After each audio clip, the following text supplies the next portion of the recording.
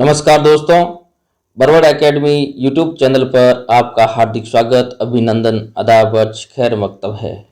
आज मैं हिंदी कंपलसरी हिंदी जो अनिवार्य हिंदी है उनसे संबंधित कुछ महत्वपूर्ण प्रश्न लेकर आपके सामने हाजिर हुआ हूं। दोस्तों देखिए, बहुत अच्छे प्रश्न हैं और इन प्रश्नों को आप जेहन में उतारें और ये प्रश्न आपके परीक्षा में आने लायक प्रश्न है।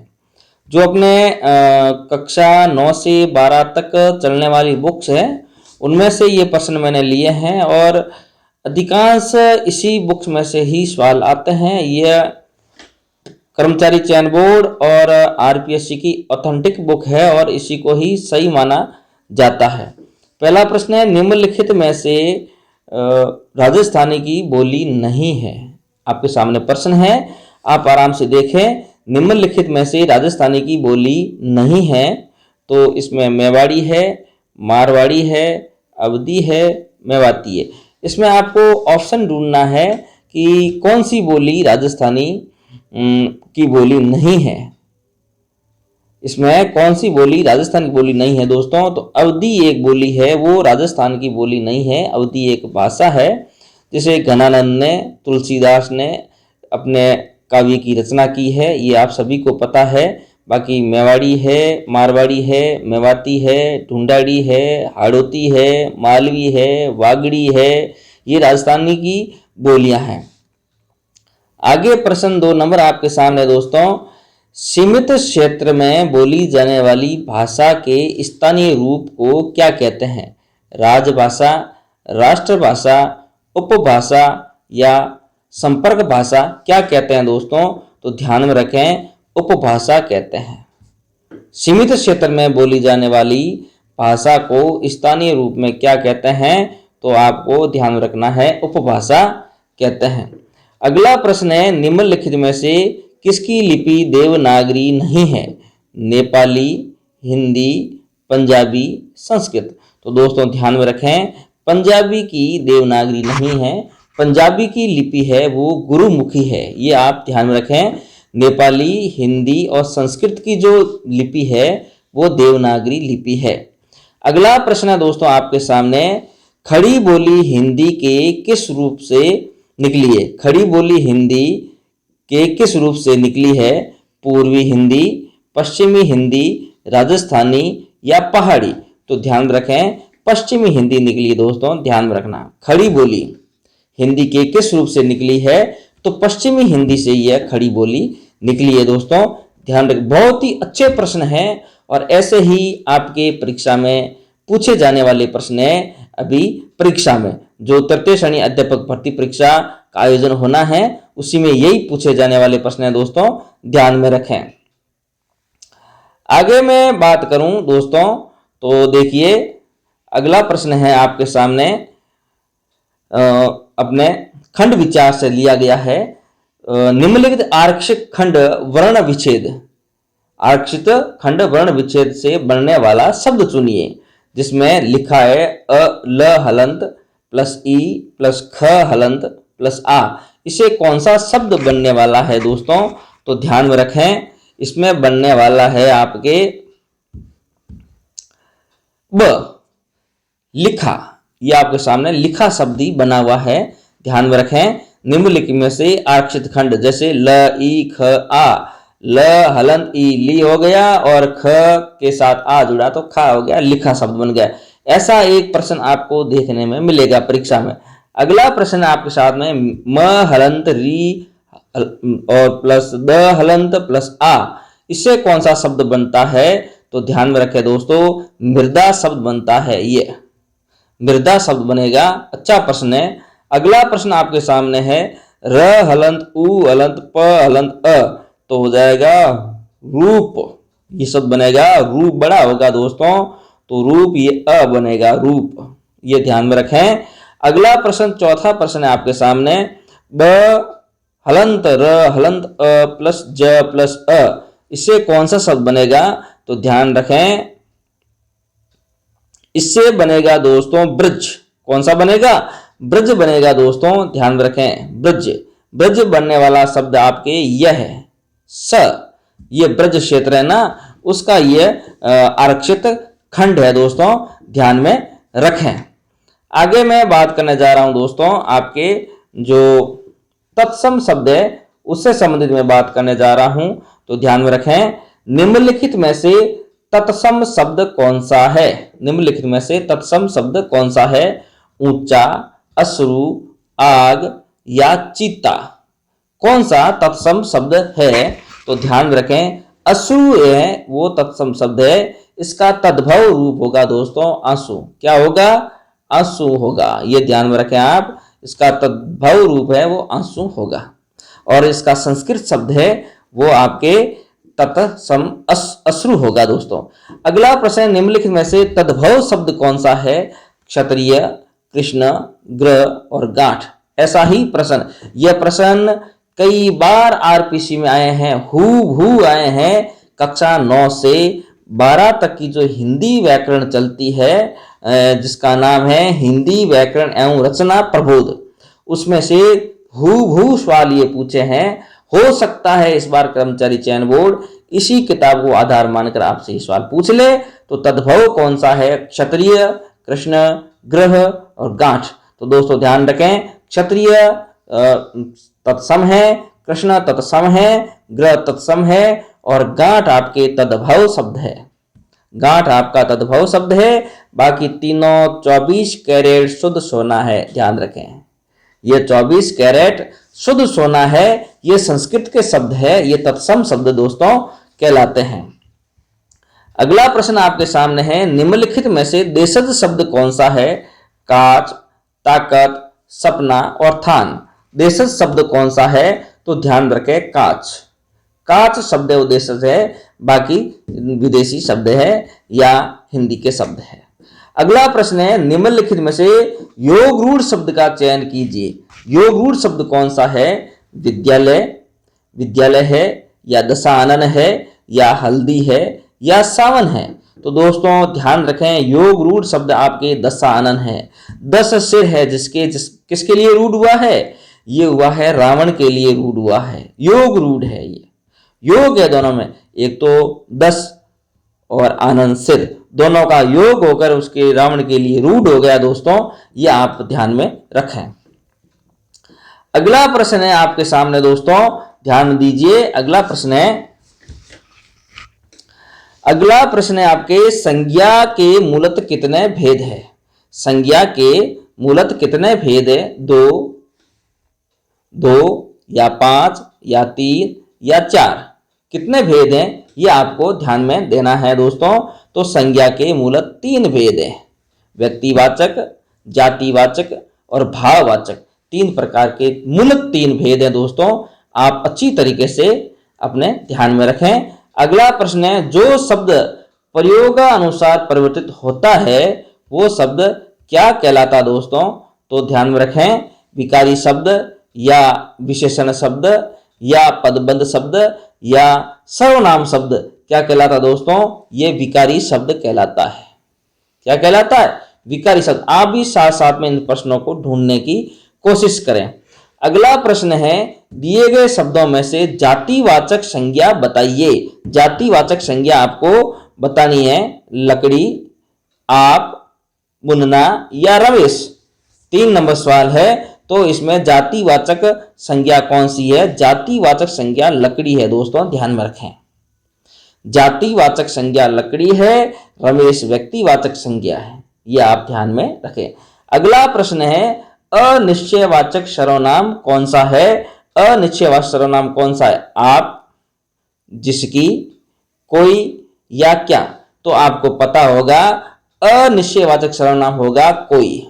जैसे कोई लोग आए हैं या कोई कह रहा था, जिसमें कोई निश्चय नहीं है। जैसे श्याम कह रहा है, मोहन कह रहा है, तो ये तो निश्चित हो गया कि भाई मोहन कह रहा है, ये निश्चित है। अब ये कहते हैं कि कोई कह रहा था कि कल वो आएंगे, तो इसमें कोई शब्द आ गया तो अनिश्चयवाचक सर्वनाम हो गया।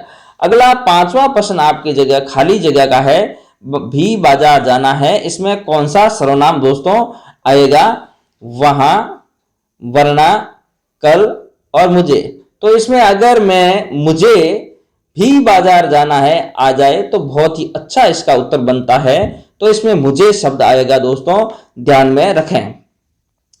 वह चलता है, वह चलता है, रोज चलता है, धीरे धीरे चलता है, कहाँ चलता है, सहारे से चलता है। तो दोस्तों इसमें ध्यान रखें, वो धीरे धीरे चलता है, यह एक क्रिया विशेषण है, वह धीरे धीरे चलता है।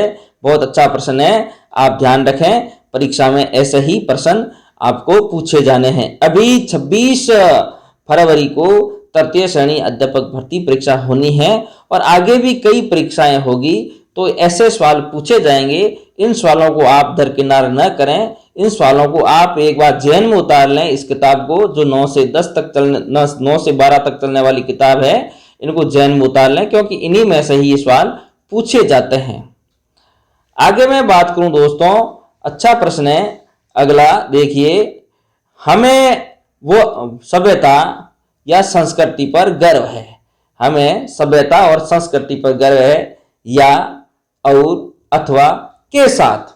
हमें सभ्यता और संस्कृति पर गर्व है, तो यहाँ आएगा और। दोस्तों ध्यान रखें, हमें अपनी सभ्यता और संस्कृति पर गर्व है, या और आएगा दोस्तों। द्वंद्व समाज का ये उदाहरण है, ध्यान में रखें। खूब मन लगाकर पढ़ो, परीक्षा में प्रथम आओगे। खूब मन लगाकर पढ़ो दोस्तों, परीक्षा में प्रथम आओगे। तो इसमें कौन सा शब्द आएगा? इसमें ताकि शब्द आएगा। इसमें चूंकि भी है, क्योंकि भी है, अन्यथा भी है, ठीक है ना।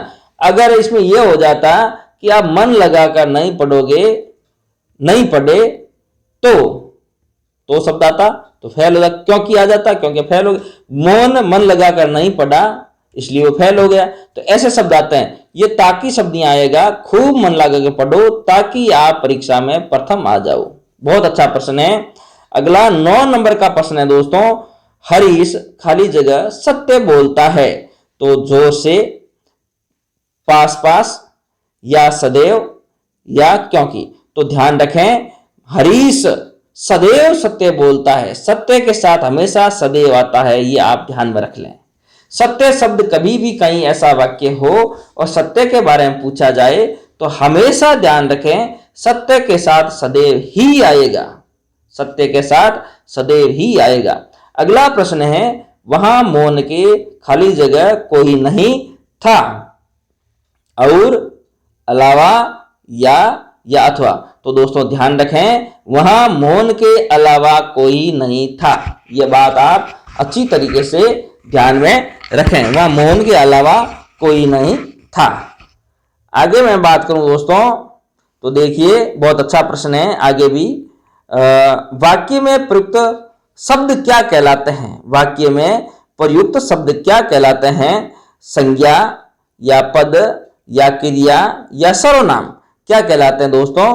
तो वाक्य में प्रयुक्त शब्द पद कहलाते हैं दोस्तों, आप ध्यान में रखें। वाक्य में प्रयुक्त शब्द है वो पद कहलाते हैं। अगला प्रश्न है आपके सामने, संज्ञा शब्द के पद परिचय में क्या नहीं बतलाया जाता है? लिंग, वचन, काल, या संज्ञा का प्रकार क्या नहीं बताया जाता है? तो दोस्तों काल नहीं बताया जाता है। संज्ञा शब्द के पद परिचय में क्या नहीं बताया जाता है? काल नहीं बताया जाता है। यह question very most important question है दोस्तों, यह आप ध्यान में रख लें। संज्ञा शब्द के पद परिचय में क्या नहीं बतलाया जाता है? तो काल नहीं बताया जाता है। यह प्रश्न कई बार कई परीक्षाओं में दोस्तों पूछा गया है, कई परीक्षाओं में पूछा गया है, तो इन प्रश्न को आप ध्यान में रखें, काल नहीं बताया जाता है। अगला 3 नंबर का प्रश्न है, पद परिचय कितने प्रकार के दोस्तों होते हैं? तो 3 प्रकार के, 2 प्रकार के, या फिर 4 प्रकार के, या 5 प्रकार के। दोस्तों पद परिचय 5 प्रकार के होते हैं, ये ध्यान में रखें। सीधा भी सवाल पूछा जा सकता है, सीधा ही किताब से लेकर पूछा जा सकता है, क्योंकि ऑथेंटिक बुक है, पूछ सकते हैं, इसमें कोई दो राय नहीं है। अगला प्रश्न है, तेज दौड़ती हुई गाय को उसने पकड़ लिया, वाक्य में तेज शब्द क्या है दोस्तों? ध्यान रखें, क्रिया विशेषण पद है, या सर्वनाम पद है, और या विशेषण पद है, या क्रिया पद है। तो दोस्तों ध्यान रखें, तेज शब्द है वो क्रिया विशेषण पद है। क्रिया की विशेषता बताई जा रही है, क्रिया की विशेषता बताई जा रही है कि तेज दौड़ती हुई गाय, गाय कैसे दौड़ती है, तेज दौड़ती है ना। तो यह विशेषता बताई गई है क्रिया की दोस्तों, तो ध्यान रखें तेज क्रिया विशेषण है। आगे मैं बात करूं दोस्तों, आपके सामने यह सवाल है, इस सवालों का उत्तर आपको कमेंट बॉक्स में लिखकर बताना है और इसमें उचित अवयव आपको बताना है। पिता खाली जगह पुत्र घूमने जा रहे हैं। दूसरा है तुम उठो, बीच में खाली जगह आपको अवयव भरना है। आजकल सच्चाई खाली जगह कोई नहीं पूछता, ये आप बताएं। और खाली जगह कितनी सुंदर झील है, बहुत देर से रोता है। या अगला प्रश्न है तुम्हें क्या हो गया, खाली जगह पूर्ति करो। अवयव आपको उचित अवयव भरना दोस्तों। मैं आपका एक एक कमेंट देखूंगा दोस्तों। मुझे पैसे चाहिए, खाली जगह अवयव भरना है। वर्षों से खाली जगह कोई नहीं आया। स्कूल मेरे घर है, खाली जगह घर है। और खाली जगह मैं लुट गया। मैं एक एक आपके इनके देखूंगा दोस्तों, एक एक शब्द को मैं देखने की कोशिश करूंगा। आप जरूर इसका कमेंट बॉक्स में कमेंट देकर उत्तर देंगे। मैं खाली जगह वहां था, क्या छक्का मारा है, खाली जगह मैं क्या करूं, आप कूड़ा खाली जगह फेंकते हैं।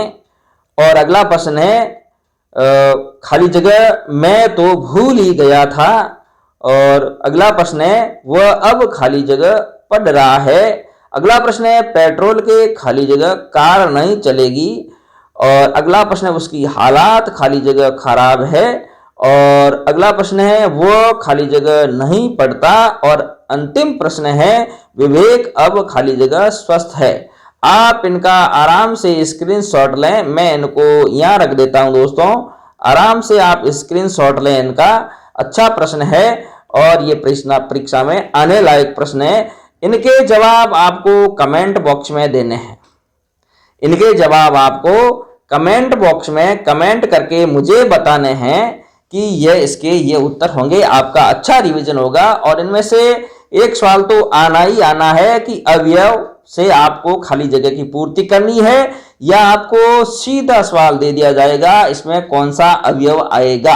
बोर्ड किस तरीके से प्रश्न को घुमा सकता है, बोर्ड को घुमाने का अच्छा तजुर्बा है। और बोर्ड पिछला भी कई तरह के पेपर लिए हैं जिसमें अच्छे सवाल देता है। आपको खाली जगह न देकर पूरा वाक्य दे देंगे और पूछ लेंगे इसमें कौन सा अवयव है या इस जगह पे कौन सा अवयव आएगा। ऐसे भी प्रश्न बोर्ड पूछ सकता है। तो जितने भी मैंने ये दिए हैं आप कमेंट करके मुझे कमेंट बॉक्स में बताएं कि इनका उत्तर यह है। आगे मैं इससे भी अच्छी क्लास लेकर आपके रिवीजन के लिए लेकर आऊंगा दोस्तों।